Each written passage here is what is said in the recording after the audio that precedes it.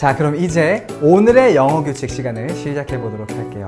하지만 뭔가 본격적인 이야기를 하기 전에 왜 우리가 이런 규칙들을 공부해야 하는지에 대해서 제가 간단히 설명드리도록 하겠습니다. 자, 우리말과 영어를 포함한 모든 언어들은 모두 규칙으로 이루어져 있어요. 그 규칙들을 우리가 잘 알고 있어야 정확하게 읽고, 듣고, 쓰고, 말할 수 있답니다. 그렇기 때문에 앞으로 우리는 매일마다 아주 중요한 규칙을 2개씩 공부를 할 거예요. 해서 우리가 Nate the Great 12권을 모두 끝낼 때는 총 120개의 규칙을 공부하게 될 텐데요.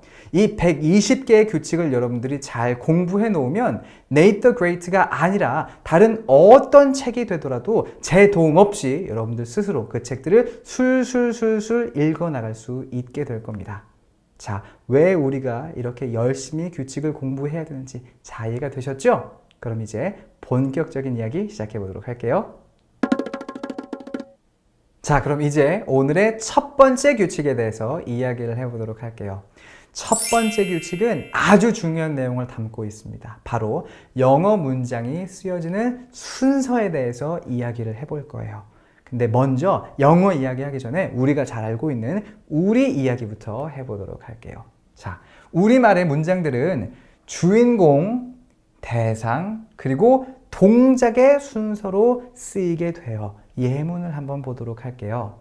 나는 팬케이크를 좋아해요 라는 문장을 보면 나는은 주인공이고 팬케이크를 대상이고 좋아해요는 동작을 말하고 있다는 것을 볼 수가 있어요. 하지만 영어는 그 순서가 조금 다릅니다. 영어 문장들은요, 주인공, 동작, 그리고 대상의 순서로 문장들이 쓰여요. 자, 역시나 예를 보도록 할게요. I like pancakes. 앞에서 우리가 봤던 문장과 같은 뜻이죠? 나는 팬케이크를 좋아해 라는 뜻인데, 자, 그 순서를 보면 I는 주인공이고요. like는 동작이고요. pancakes는 대상을 나타내고 있다는 걸 볼 수가 있어요. 두 가지를 다시 한번 비교를 해보자면, 자, 나는 좋아해요. 팬케이크를의 순서로 영어 문장이 쓰여 있다는 걸 볼 수가 있죠. 이렇듯 영어 문장은 주인공, 동작, 그리고 대상의 순서로 쓰인다는 것, 우리나라 말과는 그 순서가 조금 다르다는 것을 꼭 기억해 주세요. 자, 그럼 이제 오늘의 두 번째 규칙에 대해서 이야기 나눠보도록 하겠습니다. 이번 두 번째 규칙에서는요, 주인공 자리에 들어가는 단어들에 대해서 이야기를 해볼 거예요. 이게 무슨 얘기냐고요? 자, 제가 차근차근 설명을 드리도록 할게요. 방금 앞에서 제가 드렸던 이야기, 영어의 문장들은 주인공, 동작, 그리고 대상의 순서로 쓰인다는 것 기억하고 계시죠? 지금 우리가 말하는 주인공은 바로 이곳, 문장에서 가장 앞에 위치하게 되는 이 위치를 말하는 거예요. 이 위치에 들어가는 단어들에 대해서 우리는 지금 공부를 하고 있는 건데요. 이 주인공 자리에는 여러 가지 단어들이 들어갈 수 있습니다. 그 중에서 가장 많이 그 주인공 위치에 자리하게 되는 단어들은 다음과 같아요. 먼저 볼 수 있는 게 바로 나를 의미하는 I란 단어고요. 너를 의미하는 you, 그를 의미하는 he, 그녀를 의미하는 she, 그리고 그것을 의미하는 it. 이렇게 5개 단어가 이 주인공 자리에서 가장 많이 사용되는 단어들이에요. 그럼 이 단어들이 실제로 어떻게 사용이 되는지 오늘 우리가 읽었던 내용 중에서 예문들을 몇몇 개 보도록 할게요. 자, 첫 번째 예문입니다. I am a detective.